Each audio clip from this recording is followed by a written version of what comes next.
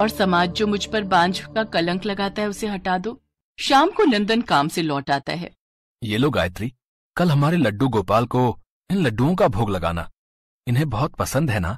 उन दोनों की भक्ति देख लड्डू गोपाल ने उन्हें आशीर्वाद दिया और ठीक 9 महीने बाद गायत्री ने एक बेटे को जन्म दिया। दोनों ने उसका नाम कान्हा रखा।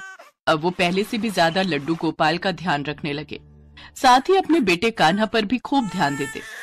धीरे धीरे कान्हा 6 साल का हुआ तो वो देखता है कि उसके माता पिता लड्डू गोपाल की खूब सेवा करते।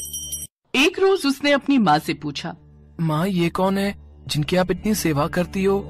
बेटा ये तेरा बड़ा भाई है, जैसे तू मेरा बेटा है वैसे ही ये भी मेरे बेटे हैं। तो क्या मैं अपने भाई के साथ खेल सकता हूँ? हाँ हाँ जरूर। अब कान्हा हर वक्त लड्डू गोपाल के साथ खेलता और उन्हें अपने साथ ही सुलाता। कुछ दिनों बाद नंदन ने कान्हा का एडमिशन एक स्कूल में करवा दिया। बाबा मैं लड्डू गोपाल को भी अपने साथ ले जा रहा हूँ, ये भी तो पढ़ाई करेंगे। नहीं बेटा, ये पहले से ही बहुत ज्ञानी और बुद्धिमान है। लेकिन कान्हा का पढ़ाई में बिल्कुल भी मन नहीं लगता। गायत्री लड्डू गोपाल से प्रार्थना करती है, हे लड्डू गोपाल मेरे कान्हा की पढ़ाई में मदद करो। फिर एक रोज लड्डू गोपाल एक बच्चे का भेष बदलकर राधा के साथ आए और कान्हा से मिले। मेरा पढ़ने का बहुत मन करता है, क्या तुम हम दोनों को भी अपने साथ स्कूल ले चलोगे? तुम कौन हो? मेरा नाम गोपाल है, यहीं पास के ही गांव में रहता हूँ और ये मेरी दोस्त राधा है। मैं तुम्हें अपने साथ स्कूल तो नहीं ले जा सकता, लेकिन मेरा पढ़ाई में मन नहीं लगता, तो क्या तुम मेरी जगह स्कूल चले जाओगे?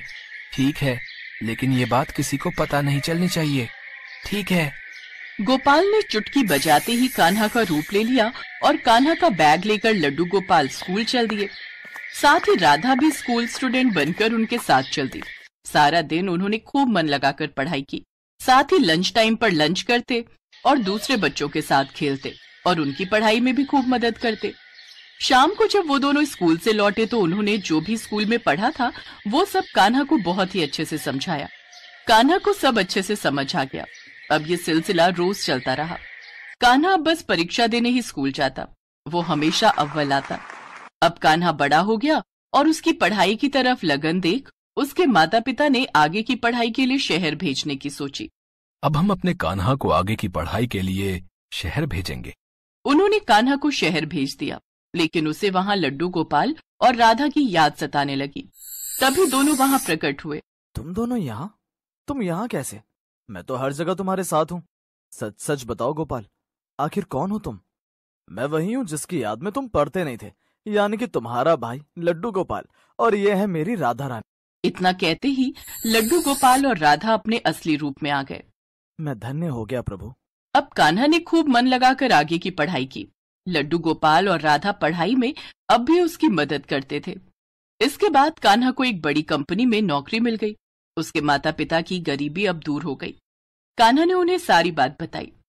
मैं तो पहले से ही जानती थी कि मेरे लड्डू गोपाल हमेशा हमारी मदद करते हैं। आज हमारी खुशियों का कारण वही है। तीनों ने लड्डू गोपाल और राधा रानी को धन्यवाद दिया।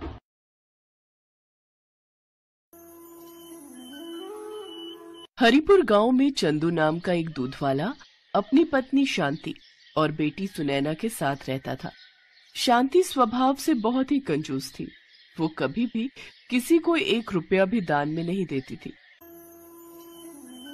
ओ सुनैना, ये दूध का भरा गिलास किसे देने जा रही है? माँ, वो एक बूढ़ी अम्मा दरवाजे पर खड़ी है, उन्हें बहुत भूख लगी है। माँ, हमारे पास तो बहुत सारा दूध है, मैंने सोचा थोड़ा सा दूध अम्मा को दे दूं। बड़ी आई गरीबों में फालतू का दूध बांटने वाली। ला इधर ला, ला इधर ला ये दूध का गिलास। पता है कितना महंगा दूध है ये? पाव भर दूध ऐसे ही दे दूं। और ये सब छोड़, तू जाकर ये मक्खन गांव में बेच कर आ। सुबह दूध बेचने गई तो मेरे पैरों में अभी तक दर्द हो रहा है। और कभी कोई कहे कि मक्खन के पैसे तेरे बापू को देंगे तो तू साफ बोल देना कि ये हिसाब अलग है और तेरे बापू अभी 8-10 दिन बाद ही शहर से लौटेंगे, तब तक इंतजार थोड़ी करेंगे। ठीक है माँ। सुनैना मक्खन बेचने चली जाती है। मक्खन ले लो मक्खन, ताजा ताजा मक्खन। अरे सुनैना बेटी, आज तू मक्खन बेचने आई है? सुबह दूध शांति दे गई थी। तेरे बापू घर पर नहीं है क्या? हाँ काकी, बापू कुछ दिनों के लिए शहर गए हैं। माँ सुबह दूध बेचने आई थी पर उनके पैरों में दर्द था, इसलिए अब मैं मक्खन बेचने निकली हूँ। अच्छा अच्छा, ला 1 किलो मक्खन कर दे। और फिर इसी तरह सुनैना गांव में मक्खन बेचकर घर लौटी। उसके पास बहुत सारे पैसे थे। ये देखकर शांति खुश हो गई। अरे वाह, सुबह दूध की भी अच्छी कमाई हो गई और अब साथ ही साथ मक्खन भी बहुत अच्छे दामों में बिक गया। माँ, जब तक बापू नहीं आते तब तक मैं मक्खन बेच आऊंगी, इससे तुम्हें आराम मिलेगा। ठीक है, पर मक्खन अच्छे दामों में बेचना ताकि हमारी अच्छी कमाई हो। अब सुनैना रोज मक्खन बेचने जाने लगी। एक दिन सुनैना मक्खन बेचने जा रही थी। रास्ते में राधा कृष्ण मंदिर पड़ा। सुनैना कुछ देर आराम करने मंदिर की सीढ़ियों पर बैठ गई। तभी उसे मंदिर में पंडित जी द्वारा कही जा रही भगवान कृष्ण के बाल्यकाल की कथा की आवाज आई। यशोदा मैया भगवान कृष्ण के लिए रोजाना माखन निकाल कर रखती, पर कृष्ण को माखन इतना प्रिय था कि वो अपने मित्रों के साथ गांव की गोपियों का भी माखन चुराकर खा जाते थे। गांव में जिस घर भी माखन बनता था, कृष्ण अपने सारे सखाओं के साथ झट से पहुंच जाते और ताजा ताजा मटकी का माखन खा लेते थे। कृष्ण को माखन बहुत प्रिय है। पंडित जी, क्या भगवान कृष्ण को आज भी माखन का भोग लगा सकते हैं? हाँ बेटी, क्यों नहीं। भगवान कृष्ण तो प्रेम के भूखे हैं और माखन तो उन्हें बहुत पसंद है। पर गांव के लोग केवल जन्माष्टमी पर ही भगवान कृष्ण को माखन खिलाते हैं, और दिनों में कोई माखन नहीं लाता। पंडित जी, चिंता मत कीजिए, अब मैं रोजाना कृष्ण के लिए माखन लेकर आऊंगी। ये लीजिए पंडित जी, मेरे पास बहुत सारा माखन है और इसमें से थोड़ा सा भगवान कृष्ण को खिला दीजिए। जीती रहो बेटी, खुश रहो। अब सुनैना रोजाना ही जब मक्खन बेचने जाती तो थोड़ा माखन भगवान कृष्ण के लिए निकालती और उसके बाद बचा हुआ माखन बेच देती। माँ, ये लो आज के माखन के पैसे। क्या बात है सुनैना, आजकल तू माखन के बहुत कम पैसे दे रही है, कहीं तू पैसों को खर्च तो नहीं कर देती? नहीं माँ, मैं तो सारा माखन बेच कर आती हूँ। वो तो लग रहा है गाय भैंस दूध पतला दे रही है, इसी कारण माखन कम निकलता है।